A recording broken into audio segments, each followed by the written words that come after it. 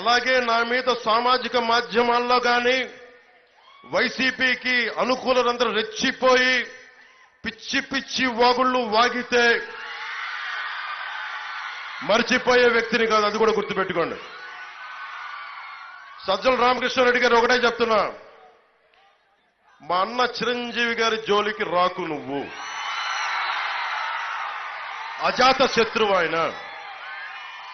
ఆయన కాంగ్రెస్ లో ఉంటారో ఇంకో పార్టీకి ఇస్తారో వైసీపీకి మద్దతు ఇస్తారో, మీకు వైసీపీకి మద్దతు ఇచ్చిన రోజున నేను ఒక్క మాట మాట్లాడాల, గుర్తుపెట్టుకోండి. సొంత తమ్ముని నేను ఒక్క మాట మాట్లాడాల.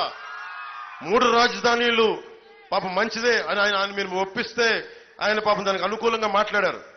ఆ రోజు నేను ఒక్క మాట మాట్లాడాల. రక్తం పంచుకు పుట్టిన తమ్ముడు నేను, అంత అర్థం చేసుకున్న వ్యక్తిని. ఈ రోజున ఆయన కూటమికి మద్దతు ఇచ్చారు లేదా అది నేను ఇంకా చూడల స్టేట్మెంట్, కానీ సజ్జల రామకృష్ణారెడ్డి గారి స్టేట్మెంట్ నా దృష్టికి వచ్చింది.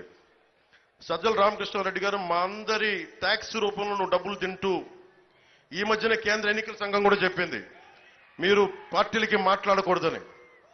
అందుకని చెప్తా ఉన్నా, చిరంజీవి గారి జోలికి కానీ, రాష్ట్ర ప్రజల జోలికి కానీ, బడుగు బలహీన వర్గాల జోలికి కానీ, శెట్టి బలిజల బీసీల ఆత్మగౌరవానికి కానీ, కాపు సమాజం మీద కానీ దయచేసి పైకి మీరు ఒళ్ళు దగ్గర పెట్టుకొని మాట్లాడాలి.